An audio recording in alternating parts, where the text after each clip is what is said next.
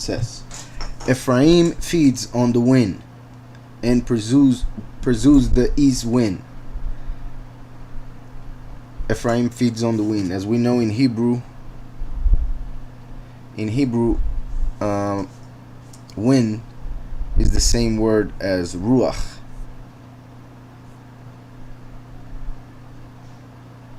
And I am seeing that in this case, in the Hebrew version, this chapter begins with the verse of the previous chapter, the last verse of the previous chapter. So just because of that, I'm gonna read it real quick, which would be verse 12 of Hosea 11.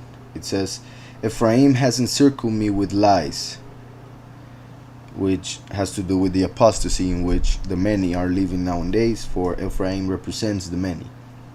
And the house of Israel with deceit. But Yehudah still walks with Elohim. As I have also explained, Ephraim and Israel represent the same, yet the fact that Yahweh mentions two names is to show how there are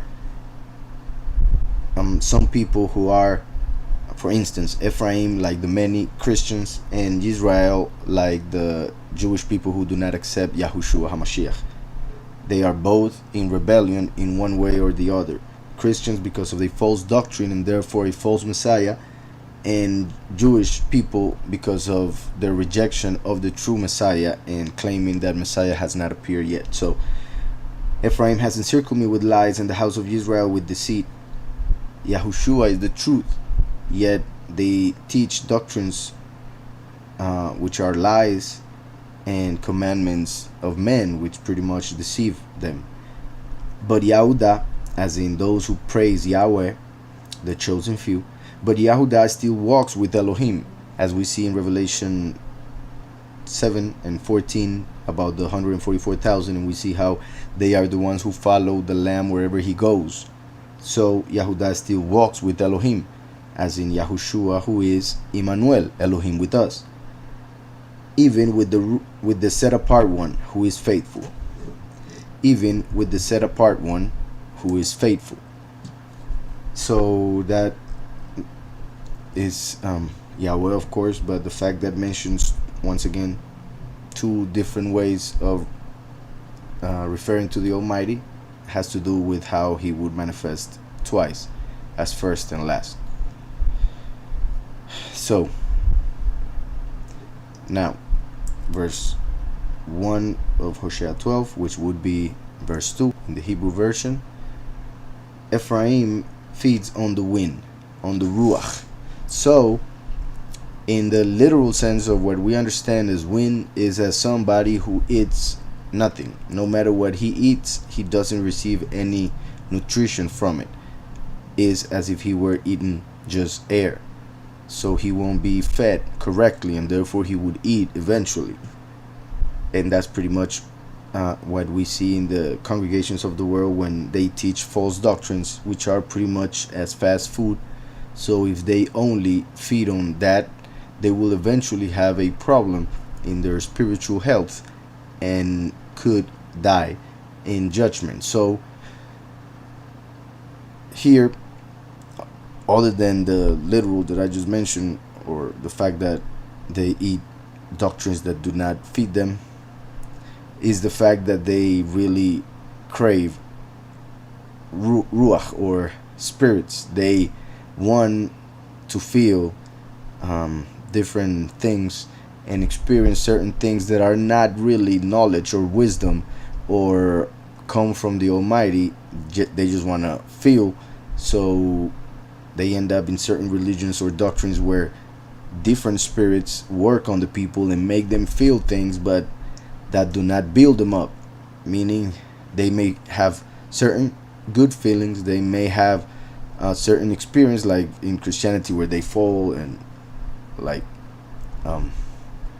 when they dance like crazy. Not, I don't mean regular dancing for praise. I mean when there's a spirit that enters them and they start dancing very like in a frantic, crazy type of way. or when they supposedly speak in tongues, or when they laugh uncontrollably, or when they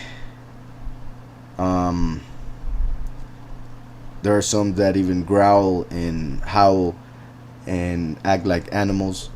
They sometimes walk in as if they were beasts, which are things that people do when they are possessed. So to see those things in certain churches, and you can look it up on Google or YouTube, is to show that many Christian churches are just looking for a spirit to make them feel something, and they think that if that something is clearly visible, then it comes from the Creator, which makes no sense, of course.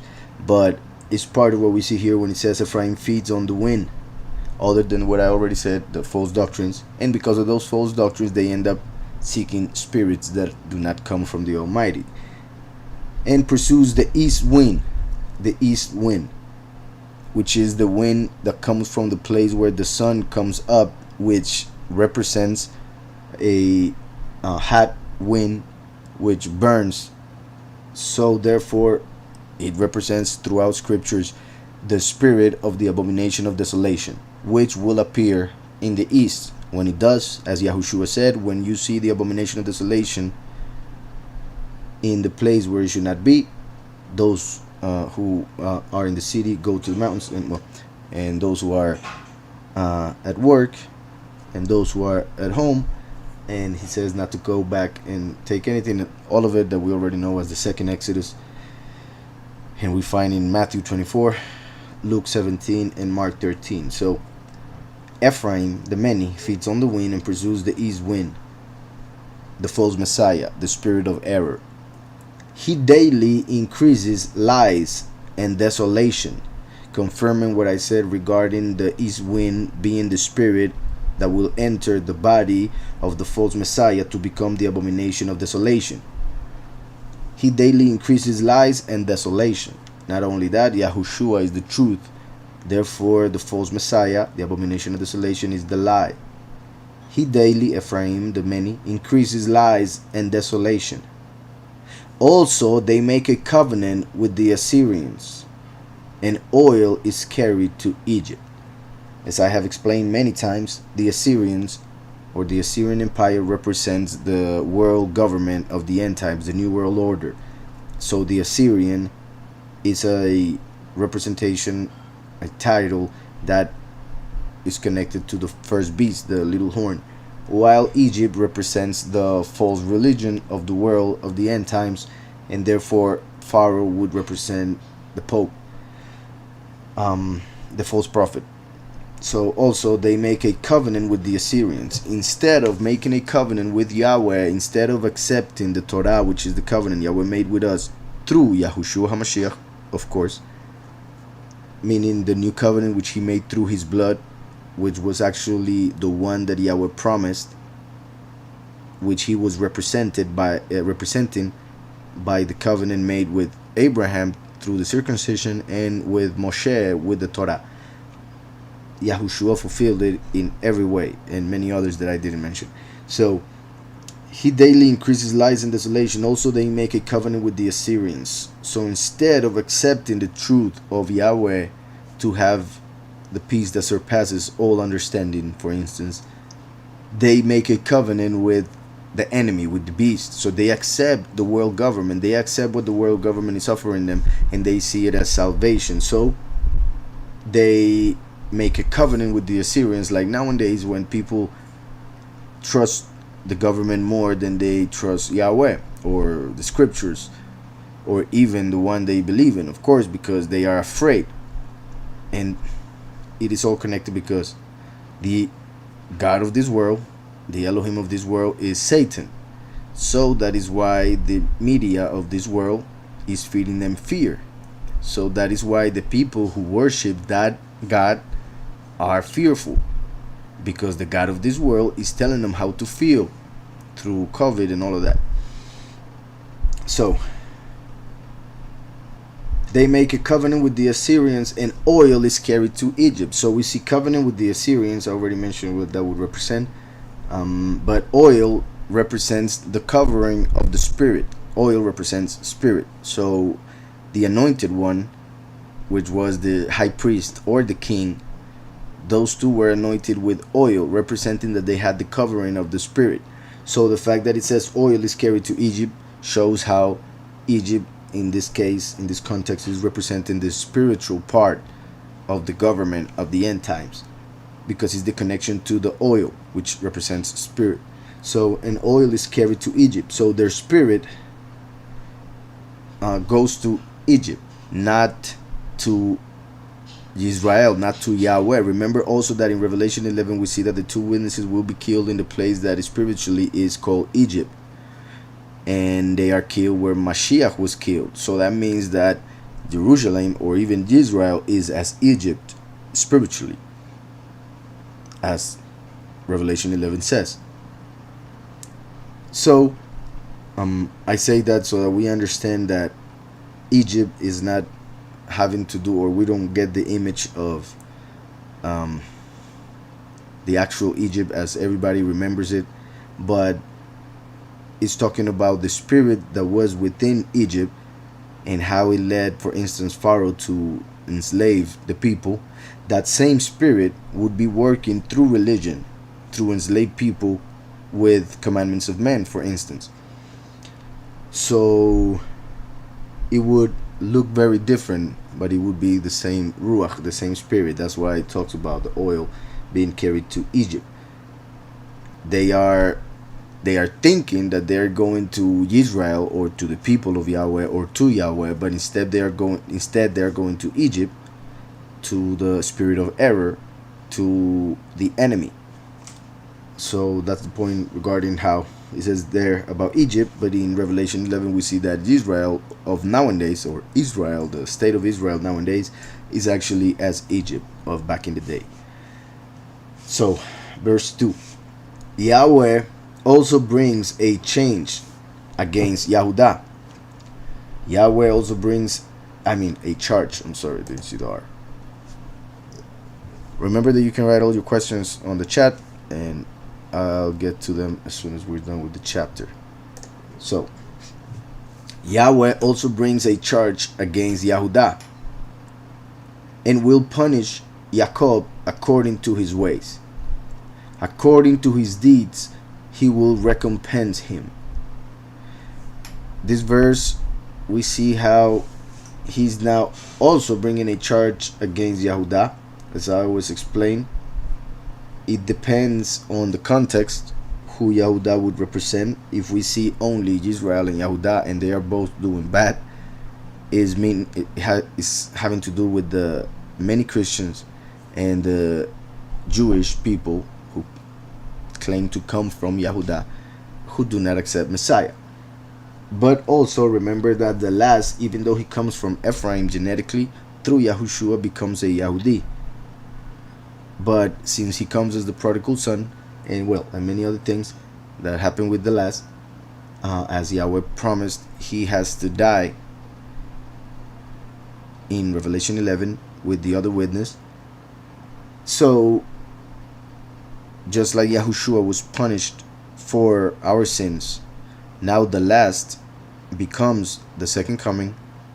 So in a way dies as Mashiach, as we see here, and will punish Jacob according to his ways. So my point is that one who is represented by Jacob, just like Yahushua HaMashiach was represented by Yitzhak, one who is represented by Jacob will have to be punished and die, so that those who are the few, as Yahudim, as Yehudah, don't have to die and don't have to experience death.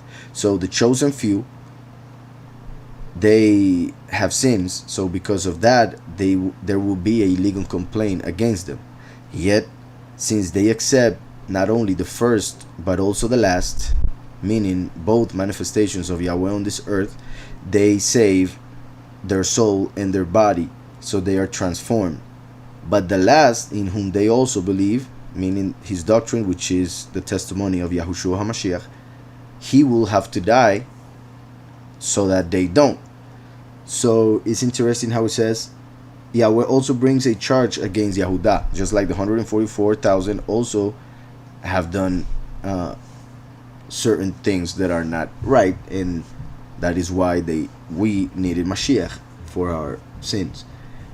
Yahweh also brings a charge against Yehudah and will punish Yaakov according to his ways. According to his deeds, he will recompense him. So it can be seen as the punishment that he is going to go through, but also as the fact that he will be punished according to what he has done and what the people has done, being him the representation of it, since he is the father of all the tribes, just like Yaakov was the father of all the tribes of Israel, for he became Israel. Also with the last, who becomes the father of the 144,000 who are from the 12 tribes, 12,000 from each tribe. So according to his deeds, he will recompense him.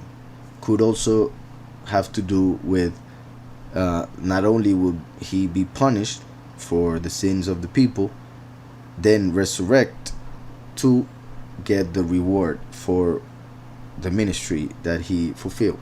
And that I'm saying regarding the last, but obviously this verse can be seen as the whole people, the whole of the people being punished and then getting the recompense. And also recompense can also be interpreted as punishment, because it depends on the deeds what the recompense would be, if it will be positive or negative, pretty much the payment. So verse 3, he took his brother by the heel in the womb, and in his strength he struggled with Elohim. This is very important, and let me find another verse right here. The only one I find is this one that we were just reading. Yeah, in Psalm 41, this is a psalm that prophesies of Mashiach and how he would be betrayed by someone very close to him. And I'm just going to read a couple verses. Verse 9 says, even my own familiar friend in whom I trusted, who ate my bread, has lifted up his heel against me. So that verse is taken as a prophecy of the fact that Judas or Yehudah would betray Mashiach and sell him. Even my own familiar friend in whom I trusted, who ate my bread. Remember that when Yahuhanan or John asked Mashiach who was the one who would betray him, Yahushua told him that he would grab a piece of bread and give it to him. And therefore Yehudah, when he took the bread and ate from it, was fulfilling this part, who ate my bread. But all of this has to do with Yaakov himself, and this is very important. For we can see it in a way like in a mirror, which is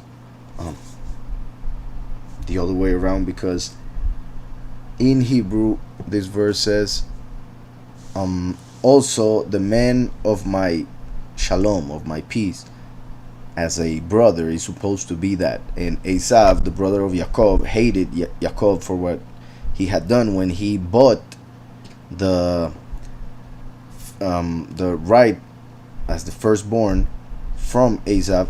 He did it with some food and a piece of bread that he added to the red pottage or soup that he gave him. So he added a piece of bread when he bought the right to the firstborn son. So when Esav ate from his bread, he was selling that right. And then Yaakov got dressed as Esav and took the blessing, which was his, because he had previously bought that right for the blessing as the firstborn. And all of that is a very interesting story. As I said previously, Yahushua is represented by Yitzhak, and here we're talking about Yaakov, who represents the last. So this verse is connected to both, because it's first and last, because as I always explain, that which the first fulfills literally, the last will fulfill spiritually, and vice versa. So it says, even my own familiar friend in whom I trusted, in Hebrew says, in whom I trusted, Asher Batachti, who ate bread, my bread. Then he says, Higdil, alive, a cave. He lifted up, is how they translate it, but could be said raised up, or even got, because it comes from Gadol, which is great. So he became great, or wanted to be greater than his brother, and therefore betrayed him. And they say lifted up his heel against me, which is pretty much the literal translation of what it's saying, because a cave is heel. And remember that Yaakov was called Yaakov because he grabbed the heel of his brother when he was coming out of the womb, out of his mother on birth. So here we see something that seems to be talking about that moment, because Yaakov got the name Yaakov because he grabbed the heel of his brother, and that was a prophetical sign that he would replace his brother in everything as the firstborn. But when we read here, it seems to show us that Yaakov was the one who had the right for the one to be born first, because when they were in the womb, his brother lifted up his heel on top of his head to come out first. So it would have been Esau who replaced Yaakov in the womb, so that he would come first. So that's why he lifted up his heel on the head of his brother Yaakov, and that would be the reason why Yaakov grabbed it, because his brother Esau was putting his heel on his head to come out first. And that was a betrayal from his own brother in the womb, which would then fulfill as a prophecy with Mashiach, who was betrayed by one of his disciples, whom he called brothers. So it says, who ate my bread has lifted up his heel against me. I repeat, and it's also said it in past, as Jacob saying, has lifted up his heel against me, Esau, he who ate my bread when I bought the birthright, even my old familiar friend in whom I trusted, as in brother. And familiar friend is actually from the words, the men of my peace, of my shalom. So going back to Hoshea, look how it connects with the verse that we were reading. It says, he took his brother by the heel in the womb. So we just read in Psalm how Judas, or in this case Asaph, put his heel on the head of his brother to come out first. And now we are seeing from the perspective of Jacob. He took his brother by the heel in the womb. In this case, Yahweh is mentioning it through the prophet to show how he had that nature of wanting to replace his brother, because he did so many times, as we see in his life. And therefore, if the people, the children of Israel, were not obedient to Yahweh, they would end up taking that nature and using it in a negative way. Instead of replacing bad for good, they would start replacing that which is good with the bad. And that is why the enemy has used the people who claim to believe in the Most High to change the name of the Father for the name of the enemy, the name of the Son for the name of the lie, the titles that are used to mention the honor of the Almighty and His Son, changing them for titles that have to do with the enemy. So that's why it says he took his brother by the heel in the womb, and in his strength he struggled with Elohim. So here it shows two things. What I just said, that in the negative sense this could be very bad, because they would actually dare to struggle with the Almighty. They would dare to reject the Almighty um, and complain to the Almighty for the way he acts, how he does things, having themselves no right to do so, of course. But since they come from Yaakov, who fought Elohim, according to Genesis 32, and he won because he was fighting an angel who represented the Elohim of this world, the God of this world, representing how the last, who is represented by Yaakov, would come in the end times, be killed, resurrected, and then fight with Lucifer and take him out of heaven, throwing him into the earth. So, I mean, this reality, not below the earth, that would be afterwards, but I mean in the earth when he falls from heaven in Revelation 12. So that is the negative part of it, that they tend to replace, because they come from Yaakov, who replaced his brother. So they in the bad sense of it, they replace the names, they claim to have replaced the people chosen by Yahweh, replacement doctrine or replacement theory or something like that is how they call it. And that is because they're children of Jacob, and what they don't do, what Yahweh tells them, they end up replacing that which is good with the bad, instead of doing it the other way around. And the other part, and he's trying his struggle with Elohim, they even go to the extent of complaining and rejecting the Almighty. Now, in the positive sense of all of this is the fact that he is spiritually violent, in the sense that the kingdom of Yahweh, only the violent can take it, as it is written that since the days of Yahuhanan, the kingdom of Yahweh suffers violence, and only the violent take it, spiritually, that is. And that is what Yaakov represents, someone who didn't take it from his brother when he betrayed him. Instead, he grabbed his heel, as in saying what would come afterwards, meaning he would take the birthright and he would buy it, and then take the blessing from his father, and many other things that happened. But also he fought with Elohim, showing how the last would come and fight with the Elohim of this world and defeat him. Something that most people don't want to do, because they believe, sadly, that the Elohim, creator of all things, is actually the Elohim of this world. And that may be confusing or not understood as well.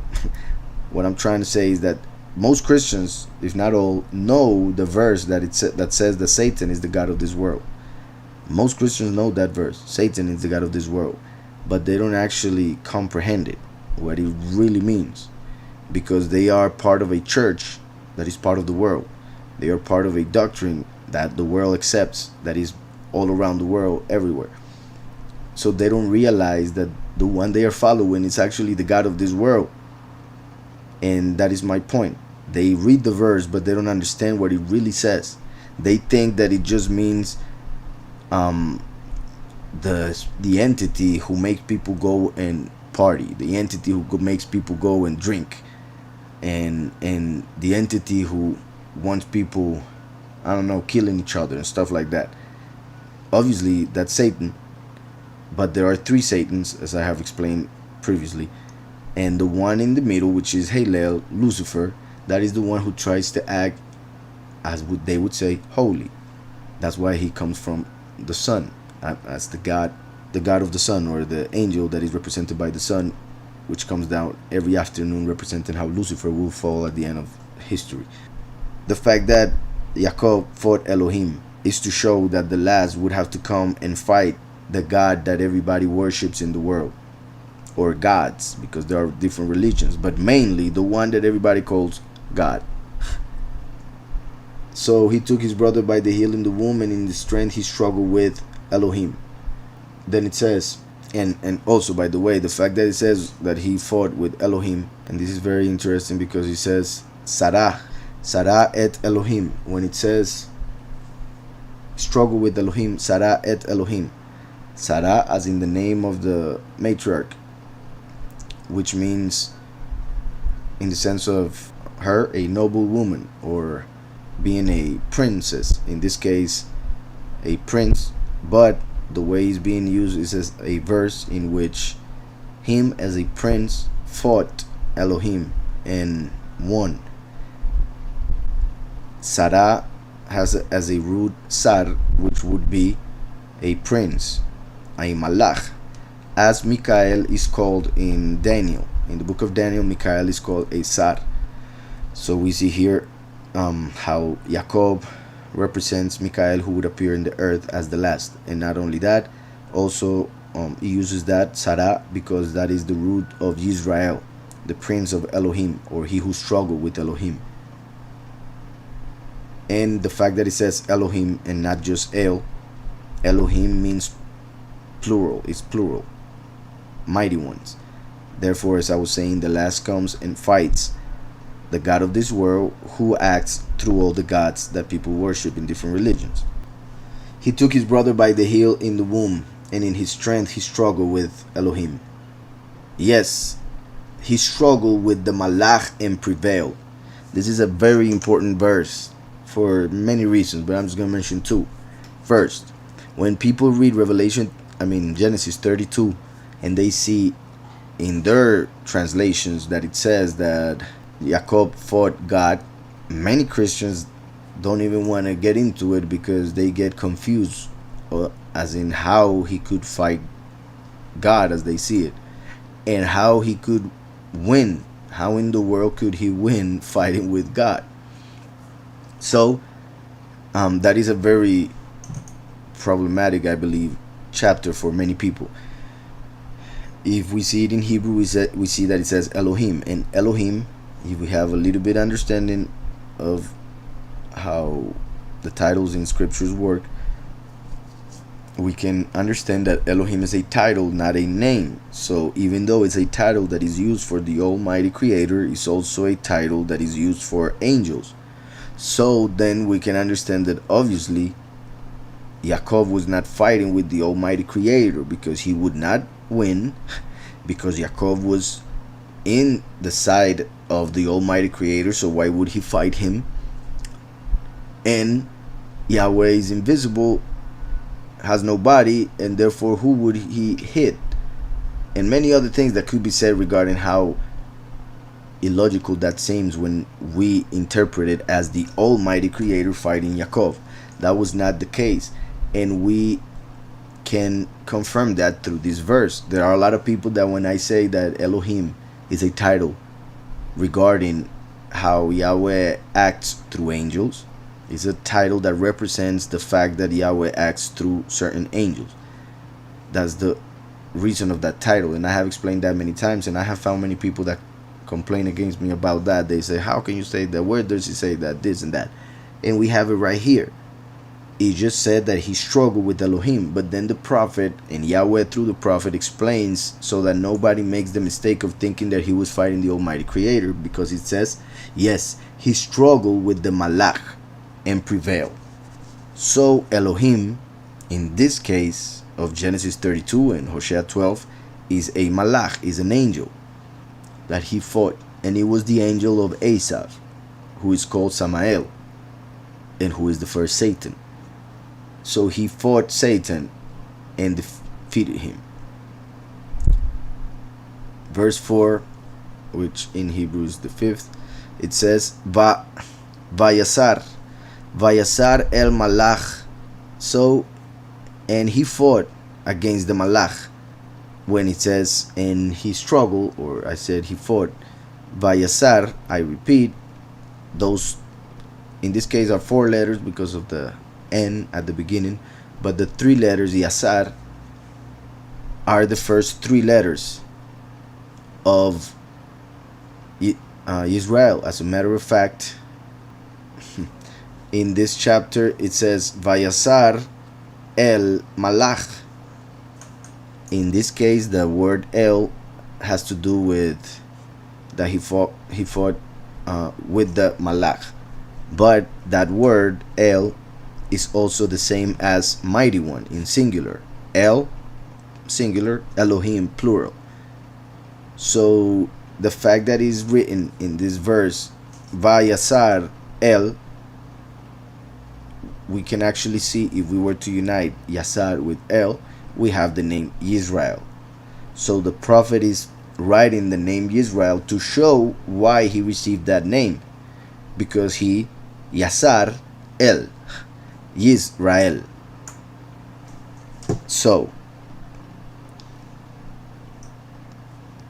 I'll continue with that verse. It says, yes, he struggled with the Malach and prevailed.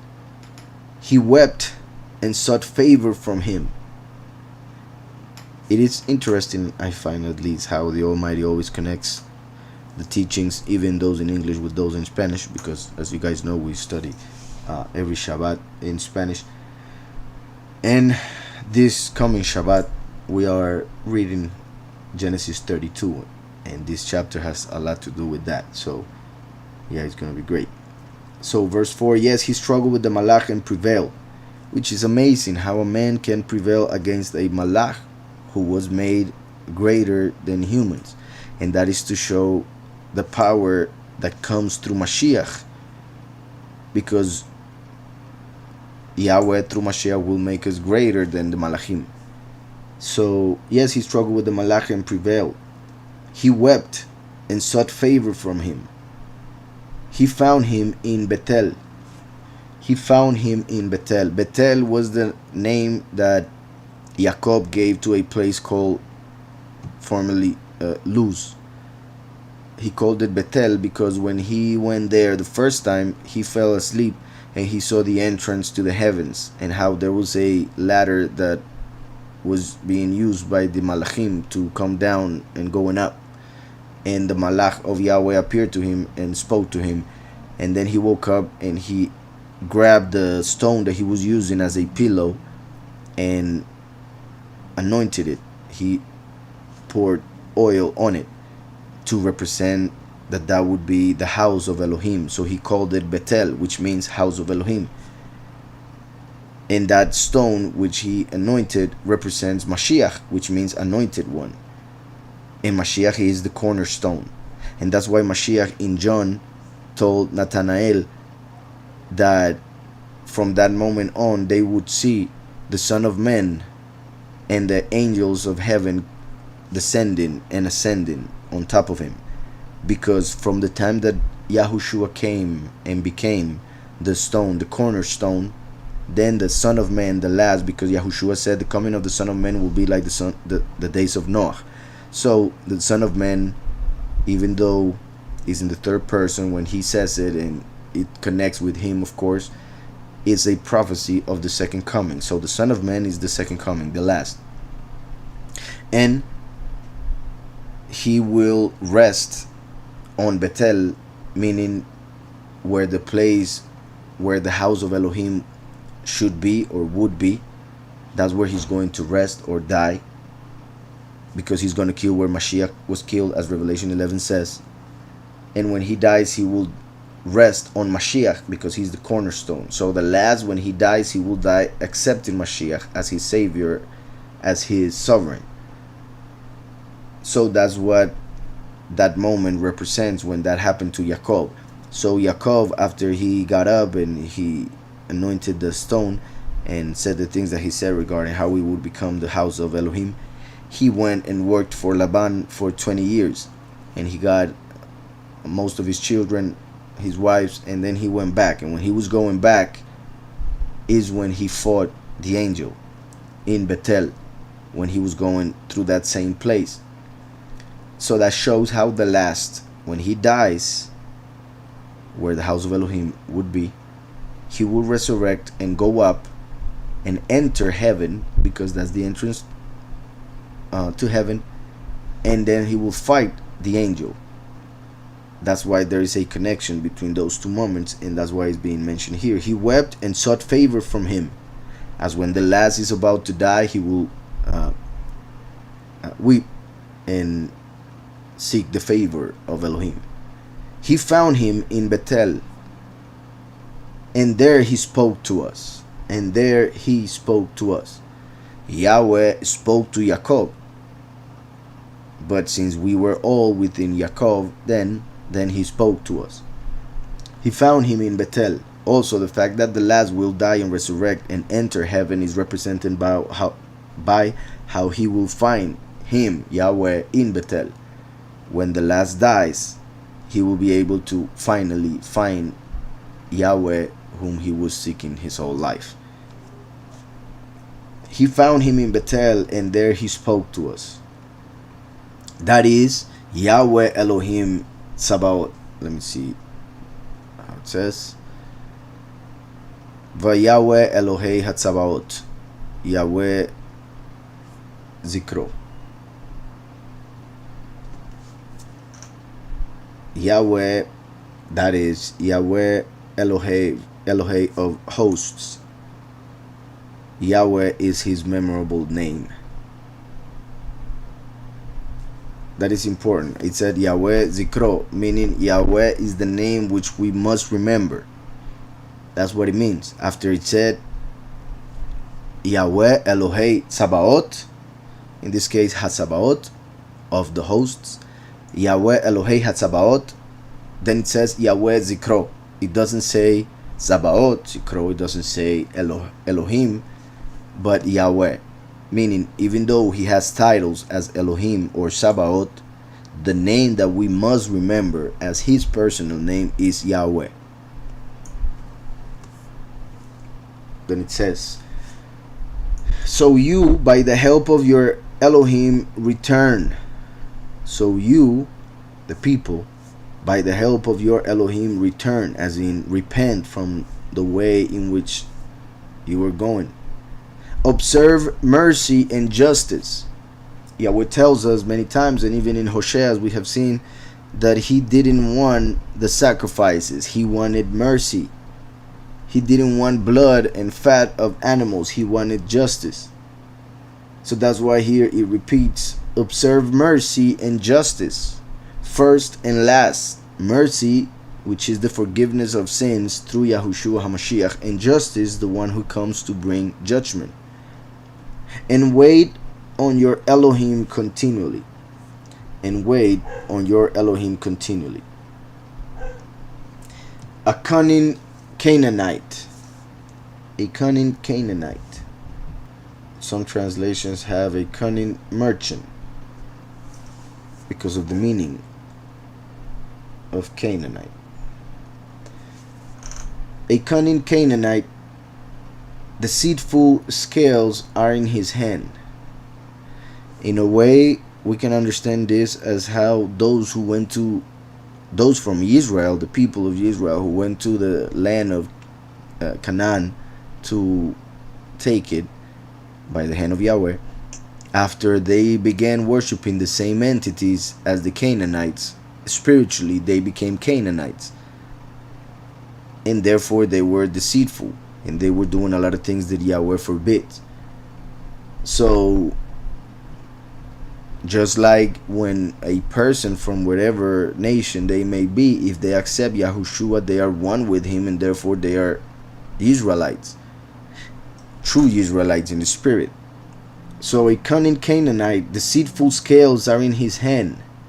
He loves to oppress.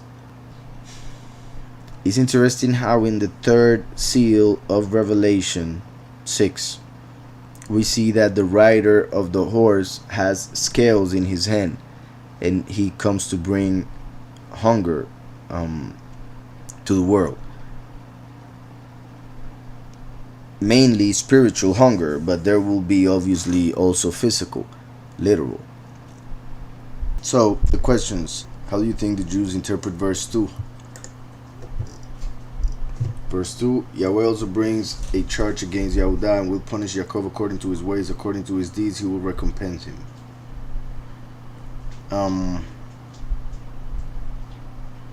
I believe they take it very, in a very general sense or literal, as in they understand that the suffering that they go through has to do with their sins. They just don't connect the fact that the main sin that they have committed is to reject Mashiach and kill him. So that's part of their sin, the fact that they do not see their biggest sin, and that's why they will have to be punished. But obviously they don't see that part, as I said. So they believe as for worshiping idols in the past and things like that, because they believe that they're doing things right nowadays, as most religions, of course. So then the other thing that you said was verse 3 confirms that we have learned that the angel that fought looked like Asaph. He took his brother by the heel in the womb, and in his strength he struggled with Elohim. Yeah, we can see it like that. However, I believe that in the same chapter 32 of Genesis, we see that even clearer by the fact that Yaakov says that when he saw the face of Asaph, that he was as seeing the Elohim that he had fought. So I believe that's even clearer. And what I mean is for other people when we try to tell them. But yeah, he took his brother by the heel in the womb, and in his strength he struggled with Elohim, as showing that a connection between his brother and Elohim. Just like he struggled with his brother in the womb, he struggled with Elohim when he became an adult. But it can be seen as just like the brother being Elohim. And that is important because the last comes as Mikael, a malach, and Hillel, Lucifer, is a malach of a different type, but a malach nevertheless. So in that sense of both being malachim, they are as brothers. So just like Jacob and Asaph is as Mikael and Hillel, in this sense of the end times, when Mikael will destroy Hillel, who is the god of this world, meaning Lucifer. So he took his brother by the heel in the womb, and in his strength he struggled with Elohim. Then how can the giving of a new name to Jacob be fulfilled in the end times, if the angel represents the Asaph of the end times? Not sure if I am understanding, but when it comes to Jacob receiving a new name, it connects with the last, who is born with a name, and then Yahweh gives him a new name that was prophesied for him, but he didn't know, or people obviously. But when it comes to the people, instead of just one person, is the fact that Yaakov, or the many nowadays, believe that the name of the Almighty is one, so they call themselves, for instance, they call him Christ, so they're Christians. Yet since we worship Yahweh, we are Yahudim. So in a sense, it's seen as we not only worship the name of the Most High, but because of that we receive a name for ourselves, which is those who worship that name, Yahweh, Yahudim. So just like when we were in the falsehood and worshipped a different name, and were called ourselves by a different name, when Yahweh gave us his name, we receive a different name and a different level. So if I understood, hopefully that would be the answer. And because of the fact that you said if the angel represents the Asaph of the end times, I don't know if you mean like the fact that Asaph became Rome. In that sense, as I have said, Israel became something else, because to the people we are Gentiles because of the nation in which we were born, because of the sins of the people, which made Yahweh scatter the people all throughout the four corners of the earth. So I'll go back to Hoshea, verse 7. So it said, a cunning Canaanite, deceitful scales are in his hand. As we know, the land of Canaan was the one that Yahweh gave the people, which became Israel. But when the people of Israel began to worship the gods, or the Elohim of Canaan, then they became Canaanites spiritually. Just like nowadays, when a person from any nation accepts Yahushua HaMashiach, he becomes a Yahudi. a spiritual Israelite, because he accepts the root, the true Messiah, the root of David. So here, a cunning Canaanite, deceitful scales are in his hand, is showing the ways in which Canaanites would act and how Israel became as a Canaanite, because they started practicing the same things, not only religiously, like worshiping the same false Elohim, but also in business and stuff like that.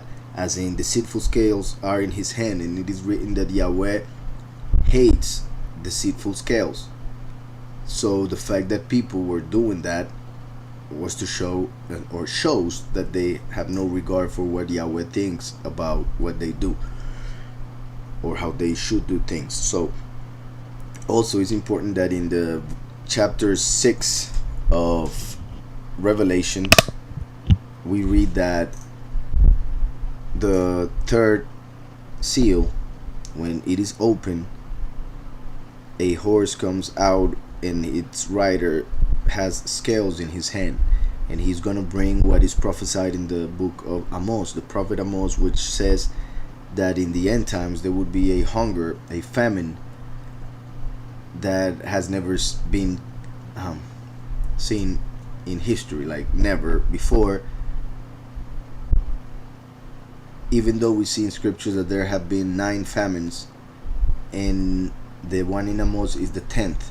So there will be 10 famines throughout human history, and the 10th obviously will be the worst, and is mainly spiritual. So even though there will be people with hunger and people dying of hunger because of how the economy will collapse, and they are doing so right now with the COVID, the fact that the rider of the third horse comes out with scales and start changing prices for food, and the food that is needed for people to continue living goes up in price, while the food or the things that people take to get intoxicated and not think about life goes down, so that people may go for that which they don't really have a need for, or that actually will numb their senses so that they don't realize what is happening around them, since everybody feels that it's the end times, but nobody is, or just very few are, of course, but most people are not willing to face that fact and then seek the presence of the Almighty to know what to do and how to react to what's going on. So the third seal brings scales in his hand, the rider of the third horse, and will bring hunger, a famine to the world, mainly for the word of Yahweh, because Yahushua is the bread of life. His blood is the wine. He is the water of life. So we must eat of him, meaning of his doctrine, his teaching, his example. We must do as he did. So when it says here, cunning Canaanite, as in the false Israelites, who, and not only Israelites genetically, I mean those who claim to be Israelites, or even those who claim to be believers but they actually follow a different entity. A cunning Canaanite, deceitful scales are in his hand. The way they do business is deceitful, but this also can be interpreted as the fact that they don't judge well. They judge by appearances, so their scales are wrong. When they do something, they don't judge themselves, but they continually judge others around for doing things that are even less than what they do or practice. A cunning Canaanite, deceitful scales are in his hand. And also shows how as I have explained, the false prophet is connected with that spiritual hunger or famine of the end times, the third seal, just like the second seal is connected with the first beast, the third seal with the second beast. And the second beast is pretty much the false prophet, whom the people will listen to when it comes to religious matters, as what a spiritual life should be. And they will reunite, they will unite through through the Catholic religion. They will unite all religions, so that the leader of it, the false prophet, will be the leader of all of them. And then once the false Messiah appears, they will even destroy that religion just in case, because they will set up a completely new one. So the deceitful scales are in his hand. He loves to oppress. A cunning Canaanite, deceitful scales are in his hand. He loves to oppress. And Ephraim, as the many who follow that religion, who follow that Canaanite with deceitful scales, and Ephraim said, surely I have become rich.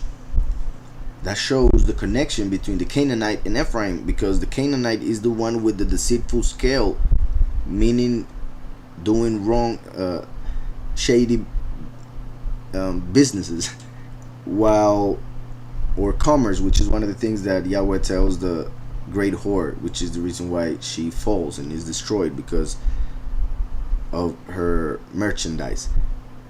So now that it says, and Ephraim said, surely I have become rich, shows how the many have taken the practices of the Canaanites. So spiritually they have become as Canaanites, because they follow a deceitful man as the false prophet with the scales of Revelation 6. Surely I have become rich, I have found wealth for myself, as the many with the doctrine of prosperity, or the great whore, which is dressed in gold and precious stones, as we see in Revelation. I have found wealth for myself in all my labors.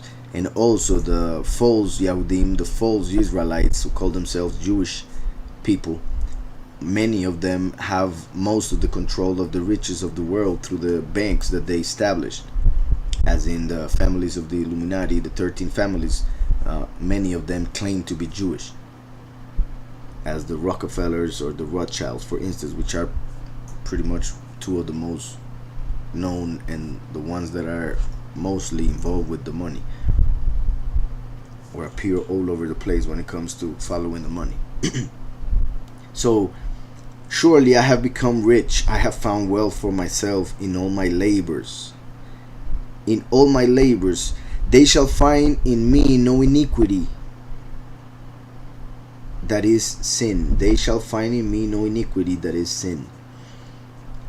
Just like the many, I repeat, and I have to do it again because of the fact that we're talking about Ephraim, just to make sure that you guys understand.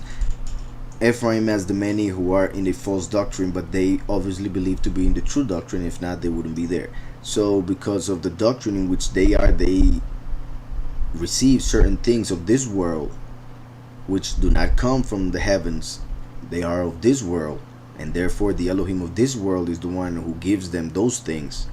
But they believe because of those things, and since they judge through appearances, since they can see and feel those things, they believe that that is proof that they are in the right way, in the right path, even though there are several doctrines, several religions, and there are people who are prosperous in Judaism, there are people who are prosperous in Christianity, there are people who are prosperous in Islam. So how can prosperity in the physical sense be a proof of true spiritual path? Makes no sense. That is not how it works, but that's how people take it. So that's why it says, I have found wealth for myself in all my labors. They shall find in me no iniquity, that is sin. So they believe because of their apparent proof of success in life, they believe to have no sin, and that they are loved by Yahweh or the Creator Almighty, and that they will be fine in judgment. But they don't understand that since they have not paid attention to their spiritual path, they have been walking on the wrong way, getting farther and farther away from Yahweh, who is understanding and knowledge, and therefore they don't understand nor know where they are going or where they are at. And that is why when they are in judgment, they will be so confused, thinking that there's nothing wrong with them, as in when, just like when you speak to somebody and you tell them or ask them if you believe that they will go to heaven, most of them will say yes, and if they say no, most likely they're saying it as a joke. Most likely there are some people who actually, they have no understanding, of course, but they claim that they're going to hell. But um at least everybody should understand and know that we all deserve punishment because we all have sinned and we all need Mashiach, and through Mashiach we can enter the kingdom. So that's pretty much what the answer should be, but most people focus it on themselves, meaning the answer of if they're going to heaven or to hell, and they say, I'm a good person, so yes, I'm going to heaven. Most people. So that attitude is pretty much what Ephraim is saying here. They will find no sin in me. Whatever sin I have committed is so little that he won't mind. But they don't know the mind of Yahweh, so how can they claim that he won't mind something? Because they are doing it through their deceitful heart, which tells them that their opinions are his opinions. When Yahweh tells us in Isaiah that his thoughts are not our thoughts, and that just like his thoughts are not the thoughts of men, is as the heavens are above the earth, just like that his thoughts above our thoughts. So a lot of people know those verses, or at least, well, I was paraphrasing, but those words, but they don't actually get the point, because they actually believe that without reading the scriptures and just by what they feel in their hearts, they know the Almighty. And that is super wrong according to scriptures, because the heart is deceitful above all things. So, and Ephraim said, surely I have become rich, I have found wealth for myself in all my labors. They shall find in me no iniquity, that is sin. That verse sounds weird to me at the end, so let me see in Hebrew real fast. Right? And Ephraim said, I have become rich, I have found nothing in me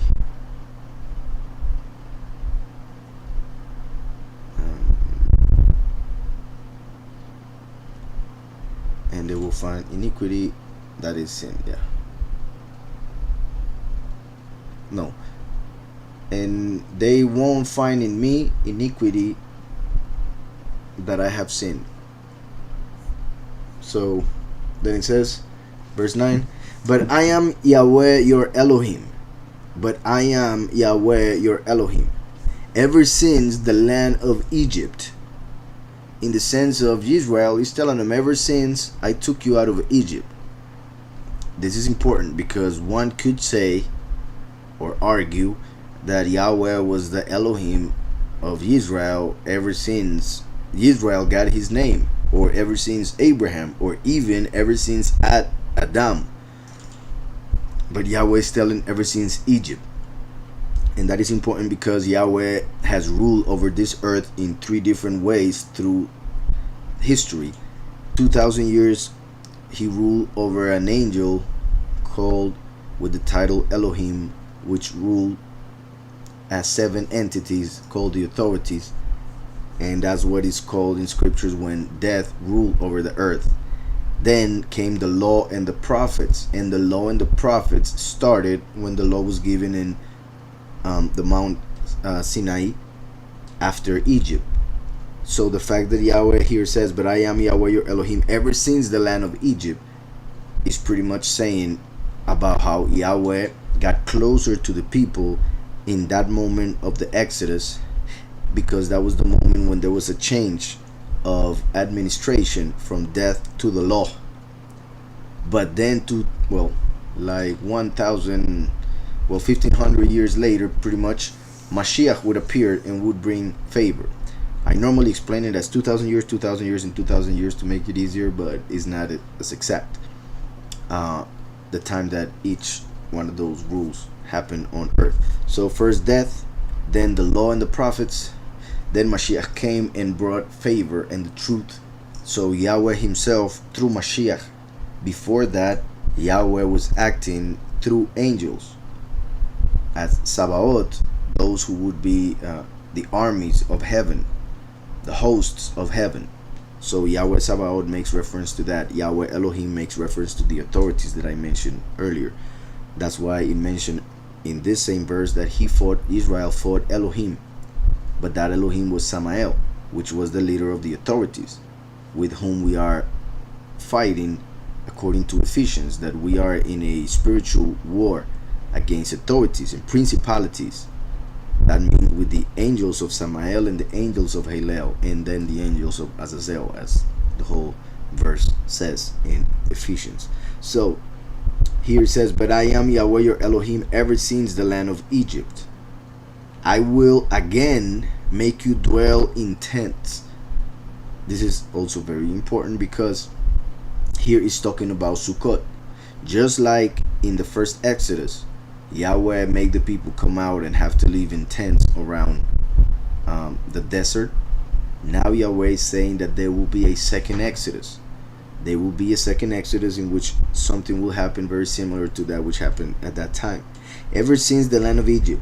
Then it says, I will again make you dwell in tents. Talking about the second Exodus. As in the days of the appointed feast. As in Sukkot. Showing how the second Exodus will happen during Sukkot. In Hebrew says, Ve'anoki Yahweh Eloheicha Me'eretz Mitzrayim. This is the land of Mizraim.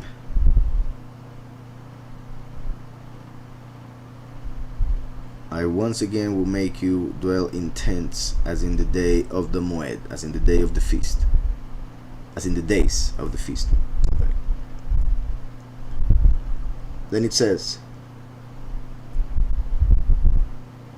I have also spoken by the prophets, and have multiplied visions. I have given symbols through the witness of the prophets. I have given symbols, could be translated as parables. I have given parables by the hand of the prophets. Let me see that in Hebrew again. I have spoken through the Nabiim, through the prophets, and I have given visions, plenty of them. And by the hand of the prophets, it says, Adameh.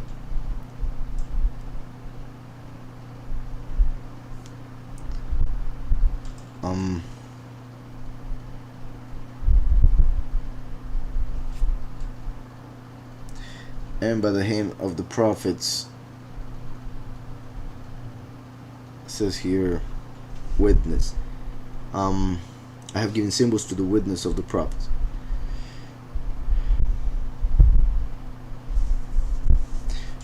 So I just find it interesting the last word that is used in there, because it's as Adama, but I don't see it in the translation of it. But pretty much that, just like he gave, like my point is that he uses Eretz and Adama, which would be as land or earth and soil, earth and land, something like that, like synonyms. And also Adama is the word from which Adam comes, the first man, because he was made from the soil. So in a way we can see this verse as how, just like Yahweh sent the prophets, and it's even confirming what I was saying when he said, I am the Elohim since Egypt, because that's when the law and the prophets began. So after mentioning the law, now he's mentioning the prophets. But that also makes reference to the first and the last. The first who would come to fulfill the law, and the last who is the prophet, like Moshe, who comes with the prophet Eliyahu. So the prophets. And the last, the prophet like Moshe, is the hand of Yahweh and is the witness. So the fact that he says, I have given parables through the witness of the prophets, is as the fact that Yahweh sends his teaching through the two witnesses in the end times.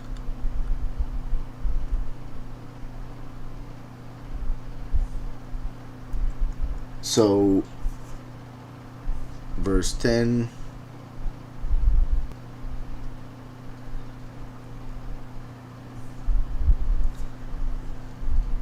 it says, I have also spoken by the prophets and have multiplied visions. I have given symbols through the witness of the prophets of everything that would come to pass. Verse 11. Though Gilead has idols, last Shabbat and even the other study, I'm not sure which one it was, a couple days ago we read about Gilead and what it represents, even in Shabbat when that name was given to that land. And that is a mount, in Hebrew Gal, a mount of witness. Gal Ed was its name originally, but then its pronunciation became Gilead. But Galad was the original, and it meant a mount that would work as a witness, as a testimony. So after saying through the witness of the prophets, it says, though Gilead has idols, though the mount of the witness of the testimony has idols, because nowadays in the mountain that was supposed to be Zion, or meaning the mountain that is supposed to be the mountain of Yahweh, is full of idols nowadays, because they have stores where they sell literal idols for mainly Christianity, but other religions also. So though Gilead has idols, surely they are vanity, the idols, and those who worship the idols. Though they sacrifice bulls in Gilgal, Gilgal makes reference to the second coming. As I always explain, Gilgal means a circuit. So just like the sun makes the circuit, just like when the first came, and now he is coming again to go around the world to give the teaching, to give light to the world as the son of justice, son of righteousness, as we see in Malachi 4:2. So though Gilead has idols, surely they are vanity, they are worthless. Though they sacrifice bulls in Gilgal, indeed their altar shall be heaps in the furrows of the field, like the furrows of the field that the bull will make when he would work to eventually bring fruit from the earth. So though Gilead, which is a mountain of rocks, which would work as a testimony, and we know that the testimony of Yahushua HaMashiach is the spirit of prophecy, so therefore first it speaks of what Yahushua came to fulfill, that which the prophet said would happen. Though Gilead has idols, but they have worshipped the idols instead of worshiping the true Elohim, surely they are vanity. That's why they rejected Messiah and ended up in vanity. Though they sacrifice bulls in Gilgal, in the second coming, Gilgal, they will sacrifice the last, who is a bull spiritually, because he comes from Ephraim, and he's gonna die as the ox or the bull of Yom Kippur, as we read in Leviticus 16 and Revelation 11, but Leviticus 16 is where we see the whole Yom Kippur ritual, which is a representation of the death of the two witnesses. The ram is Eliyahu, the ox or bull is the last, the second coming, the witness like Moshe, and the male goat, which is sacrificed for Yahweh, is the Messiah, Yahushua the first. That's why they would have to choose between two male goats. One would be sacrificed, one would be set free. That was fulfilled when Mashiach and Barabbas were placed before the people, and they chose Yahushua to be sacrificed and Barabbas to be freed. So though Gilead has idols, surely they are vanity. Because of the idols, they were in vanity, and they were not able to accept Messiah, the truth. Though they sacrifice bulls in Gilgal, as they would sacrifice the last in Yom Kippur, in the second coming, indeed their altars shall be heaps in the furrows of the field. That bull will destroy those altars and those false doctrines. So through his death, he will make this earth give fruit as he was supposed to. Jacob fled to the country of Syria. Jacob fled to the country of Aram in Hebrew. when he went through Bethel, he was going to Aram to work for Laban, where he got his wives and children. Israel served for a spouse. We see there what I just said. Yaakov fled to the country of Syria. Yahweh fled to the Yaakov fled to the country of Aram. Israel served for a spouse because he worked 7 years for his wife, but then they gave him Leah. So then he worked 7 more years for Rachel. So he worked 14 years for wives. Although one could say that he worked 14 years for Rachel, because the first 7 were supposed to be for Rachel, but he got Leah. So he worked 14 years, which is the numerical value of David, King David. So Jacob representing how he would become, in this case, the ancestor of King David, but then how the last, who is the branch of David, would be represented by Jacob.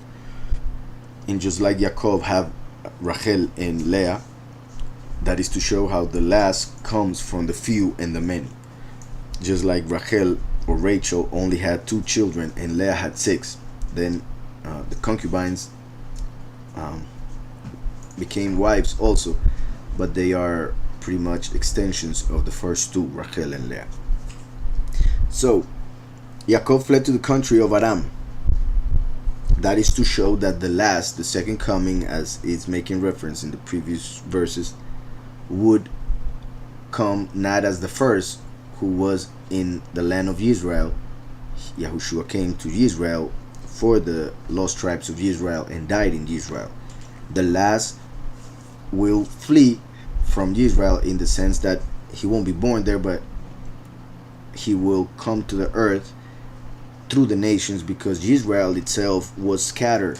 So when the last is born, he's born within those nations where Israel was scattered, because the first time he was supposed to come to Israel, the second time to the nations, so that Yahweh gets to be known from where the sun comes out to where it hides, from the east to the west. So Jacob fled to the country of Aram, representing going to the nations. Israel served for a spouse. The last receives a new name, as Jacob became Israel, to begin a ministry so that he can get a spouse. So he works for a wife, because he is the one, as the good shepherd, who works for the sheep of Yahweh, but those sheep are actually the congregation, and the congregation is the wife of Mashiach. So the last comes and works for a wife, because he comes as Mashiach to marry his bride, the congregation, the chosen few. Also could be seen as, since he comes twice and there are 2 parts of the people, the few and the many, Yahushua said, this is the blood that is spilled for the many, can be seen as one marrying the many, just like Jacob married first Leah and then the last marrying Rachel, the few. So that's why he came and spilled the blood for the many, and now comes and died for the few. And the few and the many will become one at the end, just like first and last will become one.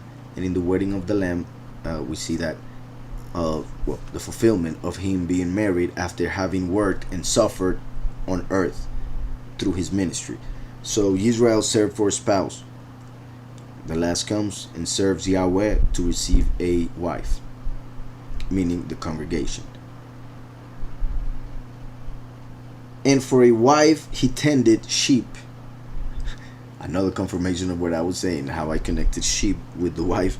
And we see here how both interpretations are being given. He worked for a spouse, he received Leah. And then he says, and for a wife he tended sheep. That was his job, to tend sheep, to get a wife. And the fact that it says spouse and wife, and it said Jacob and Israel, is to show how he married 2 who had 2 extensions, Bila and Silpa. So Israel served for a spouse, Leah, and for a wife, Rachel, he tended sheep. Interestingly enough, Rachel means sheep.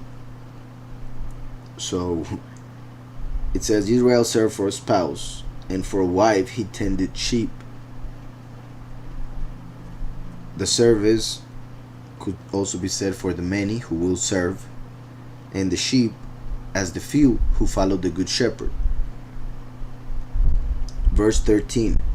By a prophet Yahweh brought Israel out of Egypt. See how Yahweh is connecting all this chapter with the end times, the first Exodus with the second Exodus, the first coming and the last being as Jacob, who became Israel, who worked for a congregation, well, a wife, now a congregation.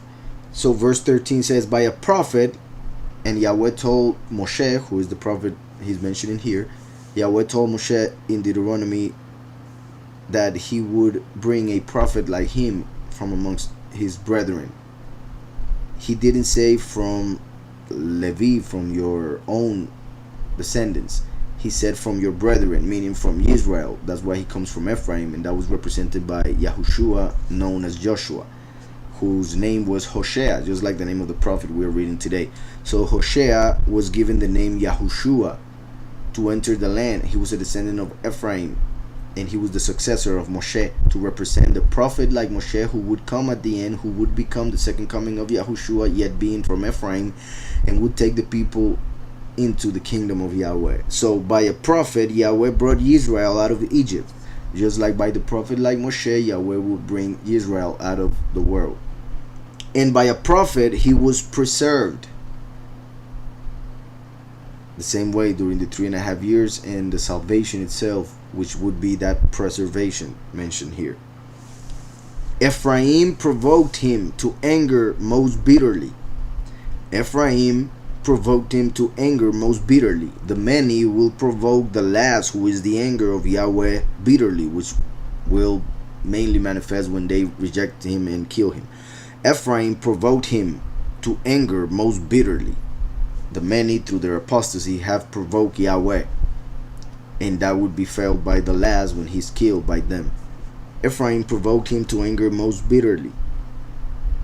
Therefore, his Adon will leave the guilt of his bloodshed upon him. That's why they have to die. Ephraim, as the many, that's why they have to die, because they provoked the Almighty to anger by killing the two witnesses. Therefore, let me see in Hebrew the word that he uses.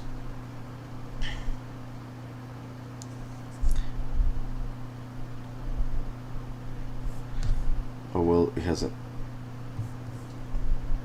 extra verb. No, here it is.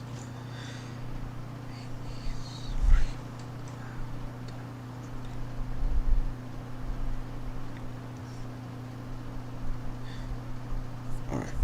Yeah, Adonai is just at the very end. So, Ephraim provoked him to anger most bitterly. Therefore, his Adon will leave the guilt of his bloodshed upon him, and return his reproach upon him. That is showing what I just said, how Yahweh, because of the sins of the people, his anger will burn and destroy the many who rejected him through the two witnesses. And see you soon.